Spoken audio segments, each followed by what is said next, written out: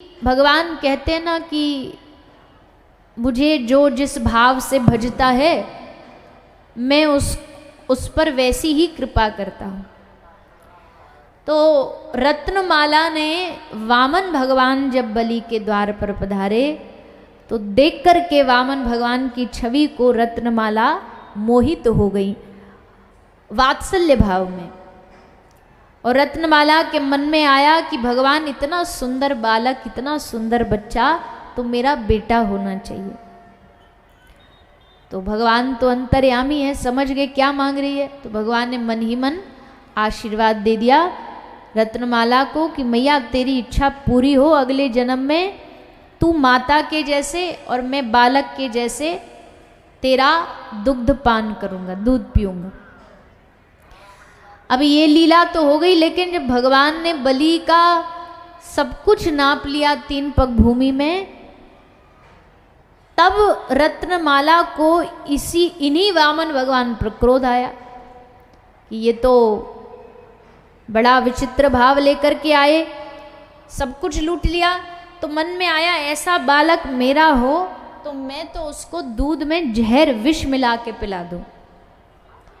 तो भगवान ने मुस्कुरा करके कहा कि माता तथास्तु, तुम्हारी ये इच्छा भी पूरी हो, अगले जन्म में माता की तरह दूध भी पिलाओगी और शत्रु की तरह जहर भी पिलाओगी।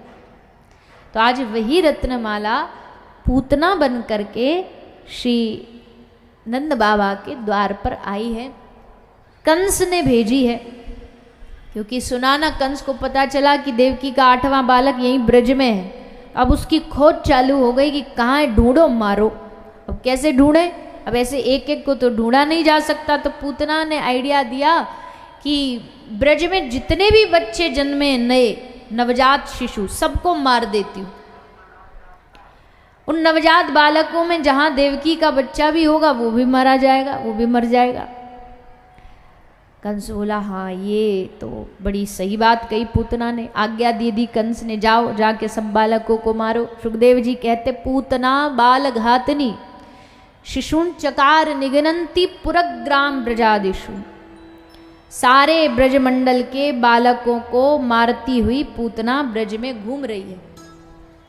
खबर मिली नंद बाबा घर लाला हुआ है, आज उसका छठी पूजन है, 6 दिन का हुआ है। और देवकी के बच्चे को भी हुए 6 ही दिन हुए थे। तो मतलब हो सकता है यही देवकी का बालक हो, इसलिए इसको मार दो। आ गई पूतना। अब और जगह तो ऐसी घुस जाती थी, पर यहाँ नंद महल में तो नंद बाबा राजा है ना ब्रज के, तो वहाँ सुरक्षा थोड़ी ज़्यादा थी। तो पूतना ने सोचा ऐसे दैत्य बन के तो नहीं घुसा जा सकता, रूप बदल के घुसूंगी। तो पूतना रूप बदल के बड़ी सुंदर गोपी का रूप बना लिया और गोपी बन करके नंद महल में आ गई, पहुंच गई। और जैसे नंद महल में पहुंची तो जाते ही यशोदा मैया को बधाई हो मैया, बधाई हो। मैया ने देखा एक बड़ी सुंदर सजी धजी गोपी आई है दरवाजे पर, अतिथि है, जान पहचान तो थी नहीं पर बधाई देने आई है तो अतिथि है, स्वागत करना चाहिए। तो स्वागत किया मैया ने। मैया ने स्वागत करके बिठाया और फिर कहा कि बहन कहाँ से आई हो? बोले पूछो नहीं, बहुत दूर से आई हूँ। मुझे खबर मिली कि तुम्हारे घर लाला हुआ है। मैं कब से चाहती थी कि यशोदा की गोद भर जाए, यशोदा घर कोई बालक हो जाए। आज हुआ है तो मेरे पाँव रुके नहीं और मैं बस दौड़ी चली आई तेरे लाला का दर्शन करने। मैया बोली ये तो बड़ा सौभाग्य है बहन, तू आई इतनी दूर से लाला का दर्शन करने के लिए। पूतना बोली अब लाला का दर्शन तो करा दे। तो मैया लेकर के आई लाल जी को और लाला को ला करके पूतना की गोदी में दे दिया। पूतना ने गोद में लिया। ठाकुर जी हंस रहे हैं क्योंकि वो तो जानते हैं कि ये कौन आई है, कैसे भाव को लेकर के आई है। पूतना यशोदा मैया से बधाई मांगती है। यशोदा मैया कहती हैं कि बहन तू थोड़ी देर बैठ, मैं कुछ बधाई भी लेके आती हूँ और मुंह मीठा कराने के लिए कुछ मीठा मिष्ठान व्यंजन भी लेके आती हूँ।